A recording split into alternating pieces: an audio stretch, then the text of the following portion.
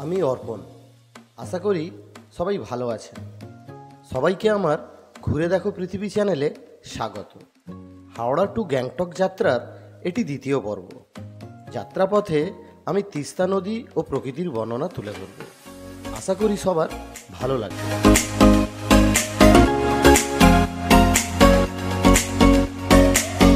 গ্যাংটকের পথে গাড়ি চলতে শুরু করলেই তিস্তা নদী যেন আমাদের সঙ্গী হয়ে যায়। রাস্তা একদিকে উঁচু পাহাড় কেটে চলে গেছে, আর অন্যদিকে নিচে নীলাভ সবুজ জলের তিস্তা নদী বয়ে চলেছে পাহাড়ি ঢাল বেয়ে। সামনে কিছু দূর এগোলে পাহাড়ের গা ঘেঁষে তৈরি সেবক কালী মন্দির। এটি তিস্তা নদীর ধারে পাহাড় কেটে তৈরি করা হয়েছে। ছোট্ট কিন্তু সুন্দর লাল সাদা রঙের এই মন্দিরে ভক্তরা মা কালীকে পুজো দিতে আসেন। সেবক কালী মন্দির স্থানীয় মানুষের কাছে অত্যন্ত পবিত্র একটি জায়গা। অনেক ট্রাক ড্রাইভার, পর্যটক এবং ভক্ত এখানে থেমে মা কালীকে প্রণাম করে তবেই সামনে রওনা দেন।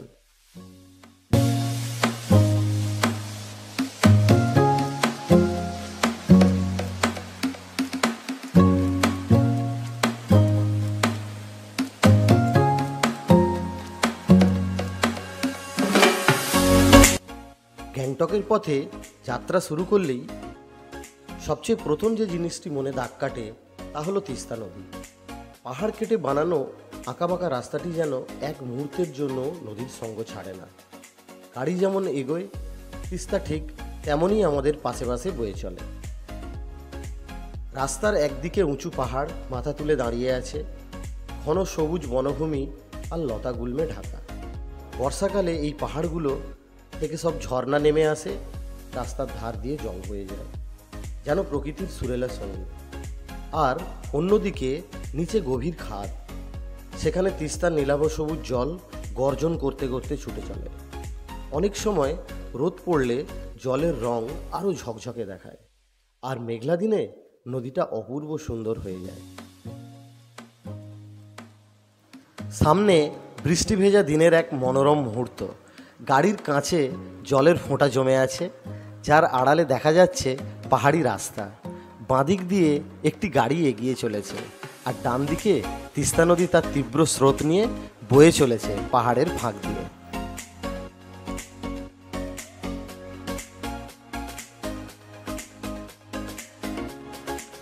গ্যাংটক যাত্রাপথে আমরা এই সামনের কাঞ্চনজঙ্ঘা রেস্টুরেন্টেই সকালের ব্রেকফাস্টটা সম্পন্ন করেছিলাম।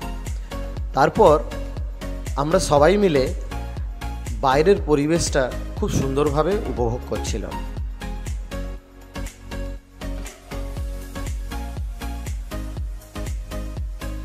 রাস্তার মধ্যে এই রেস্টুরেন্টের সামনে আমরা দেখতে পেলাম বিখ্যাত রিভার রাফটিংয়ের বোট বাঁধা আছে একটা জিপ গাড়ির উপর।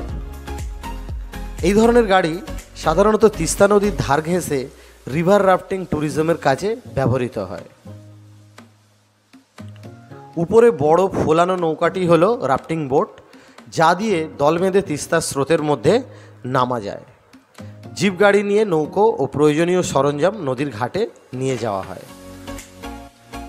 পাশে কিছু দোকানপাট ও ছোট ছোট কুঁড়েঘর আছে, যেখান থেকে পর্যটকরা প্রয়োজনীয় জিনিস কিনতে পারেন বা বুকিং করতে পারেন। চারপাশে ঘন সবুজ জঙ্গল, পাহাড়ি রাস্তা আর শান্ত পরিবেশ মিলিয়ে জায়গাটা একেবারেই অ্যাডভেঞ্চারের আমেজ দিচ্ছে। কিছু দূর এগোনোর পর সামনে এলো সিকিম সেতু বা সিকিম ব্রিজ, যা মূলত তিস্তা নদীর উপর অবস্থিত।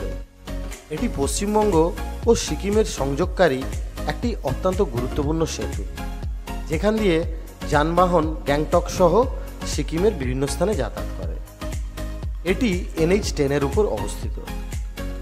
এখান থেকে সাইনবোর্ডে সহজেই বোঝা যায় গ্যাংটক 38 কিমি দূরে, সিঙ্গাতাম 12 কিমি দূরে, নামচি 43 কিমি দূরে ও লাচেন 115 কিমি দূরে।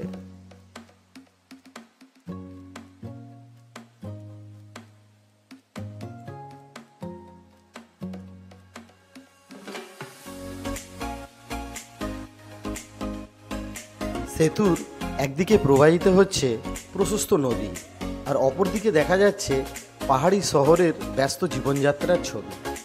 আধুনিক বহুতল বাড়িগুলো পাহাড়ের কোল ঘেঁষে দাঁড়িয়ে আছে, আর তার পেছনে ঘন সবুজ বনানী ও উঁচু পাহাড় যেন রক্ষা কবচ হয়ে রয়েছে।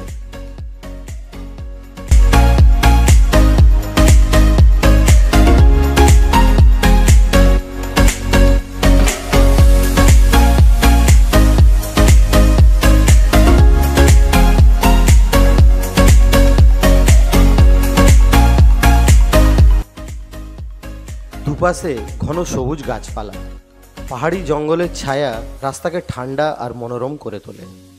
রাস্তায় জায়গায় জায়গায় ছোট ছোট বাঁক আছে, যেগুলো পাহাড়ি পথের বিশেষ বৈশিষ্ট্য। রাস্তার ধারে সারি সারি বাড়িঘর চোখে পড়ে।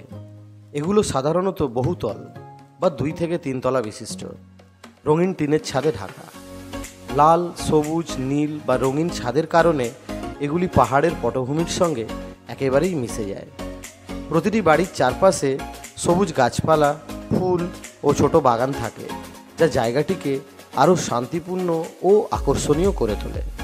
বন্ধুরা, গ্যাংটক ট্যুরের দ্বিতীয় পর্বের আমার এই অনুভূতি যদি আপনাদের ভালো লাগে, তাহলে আমার ঘুরে দেখো পৃথিবী চ্যানেলটিকে সাবস্ক্রাইব করে দেবেন ও ভিডিওটিকে লাইক, শেয়ার ও কমেন্ট করে দেবেন। ধন্যবাদ।